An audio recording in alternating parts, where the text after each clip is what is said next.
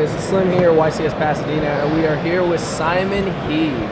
I have not had you on my channel in almost 6 years. Probably 5 years.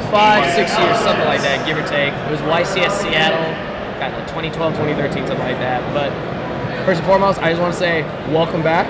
Thank you. Missed you. Missed you too. Yeah, first thing I want to say, how did you do here at the YCS? I lost in top 32. Went 9-2 after Swiss, and then played a mirror match, top 32, and beat them. Awesome. And you just played very standard. Yeah, like Sky I don't really want to explain it too much because this is a very standard Sky Striker build right now. Yeah. And I tried to change it up. I tried to like play different ratios, which I usually do. But throughout testing, it just turned out that it is actually the perfect deck, main deck anyway, for right now. Currently right now. Probably not relevant because the balance is coming up, most likely. But yeah, it's good though. Yeah. As you guys see, we fanned over the deck, so if you guys just want to pause the video, there's the deck list for you guys. But alright, so first and foremost, it's been a long time since you played. Is there anything you want to say? Because you've been gone for obviously a really long time.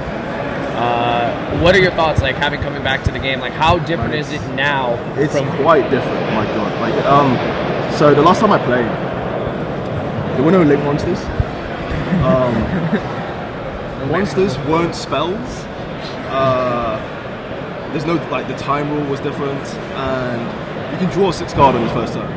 So that was like That's a long time. how long ago it was. But I came back before YCS 200, and I tested a week and a half before. I looked up I like to look at like every single card to know everything that's going on, but it was impossible. 5 years of missed cards is just, it's too much. There was a time when I quit for university for 2 years, and when I came back, it took quite a while to get back into things.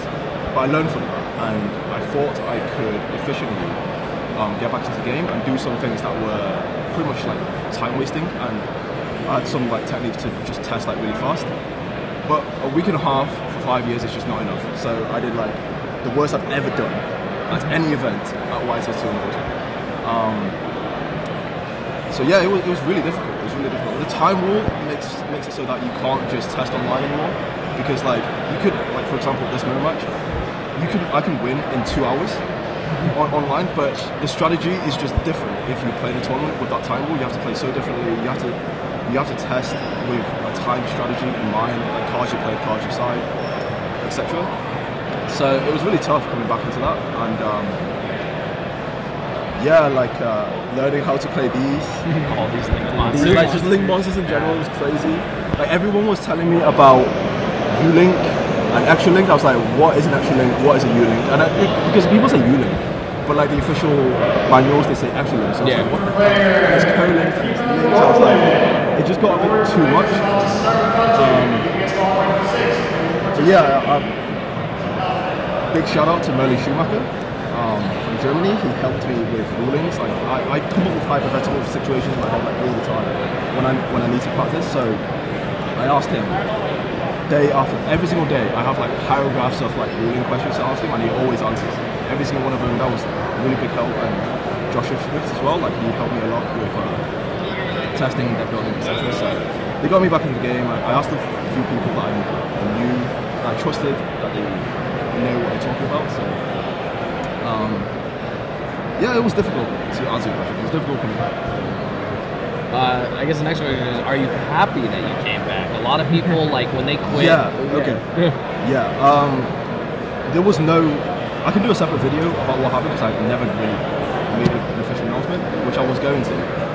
But after I found out that most of my team didn't believe me either, I got in kind of like a depressed state, and I didn't really do any announcement. But I could do like another video some other time. But yeah, after 2 years, I was working on several projects, and I was like really busy, so I couldn't really afford the time to play.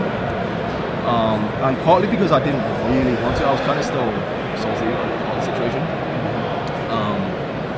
But after a while, I thought that I'm the type of person that I always like to finish what I start, and I didn't really want to leave it like it was, so I came back. And yeah, I enjoy it.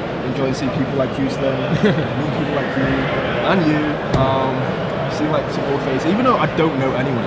Let's be honest. Let's be honest. I saw the picture on Chance's profile, and I was like, "You've got to be kidding me!" Yeah. And then I found it. I found you, and I was like, "Hey, he is here." Yeah. So I walk around. I don't really know many faces anymore. A lot of people quit. Some people stuck around, which is cool. I still enjoy coming to events. Like California's very nice. The food's really nice. So yeah, coming back to it.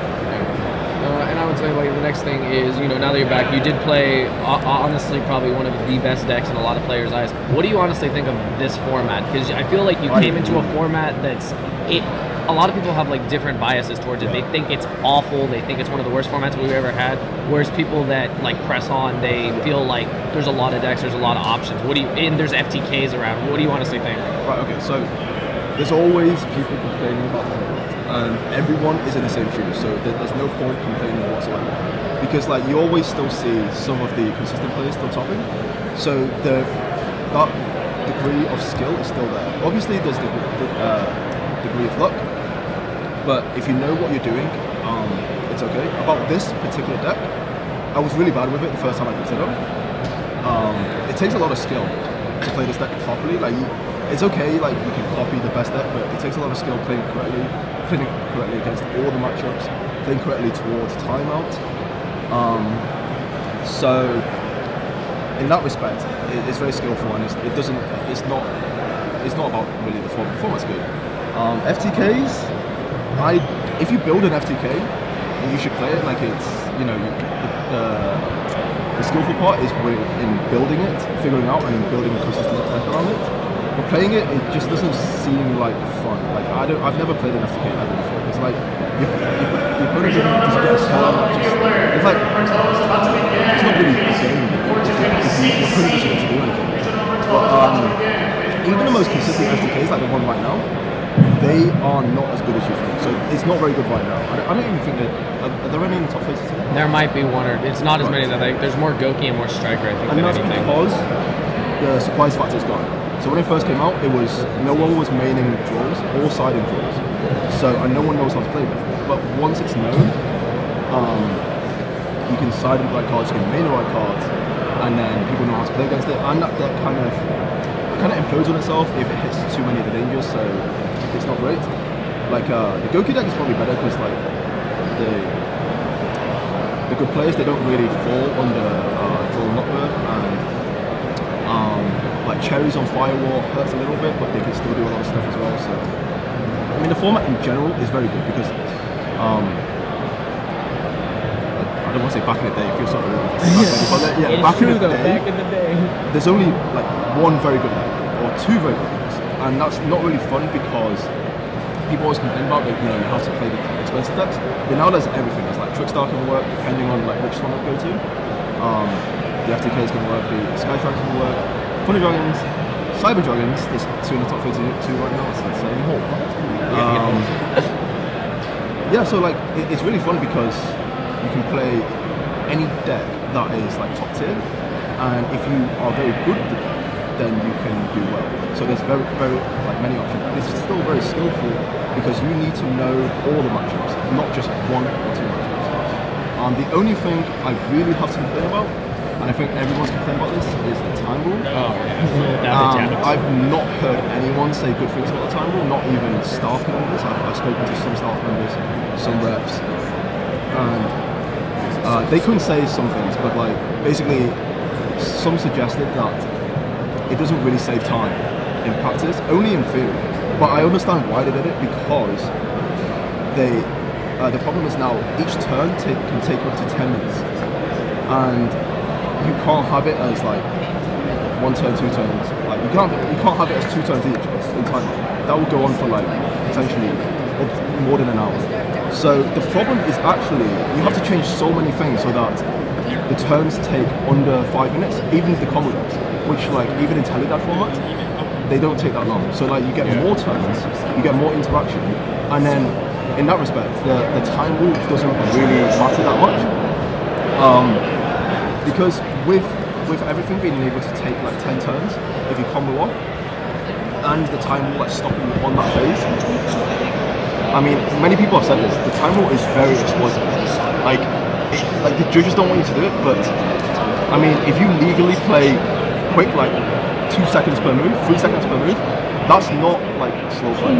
That's not slow play at all, and it's very. It gets into like a really grey area where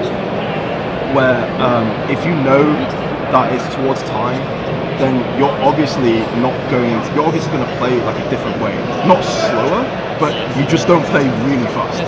And there's nothing they can do to stop that, which is really annoying, and I really dislike it. Like for example, in a mirror match, if there's like 5 minutes left, if they let you go first, then you'd probably lose. Like you either lose or you draw, okay? Because like you can't do any damage in your turn, and you'll probably take like 1 or 2 minutes in your turn, which is really good, because you're setting up defense. And in their turn, they're gonna just like play RT, attack, and then they're gonna combo off, and then that's time. So because it stops in that phase, it just like even if it's just 1 turn each. So time is called, you finish your turn, and they have 1.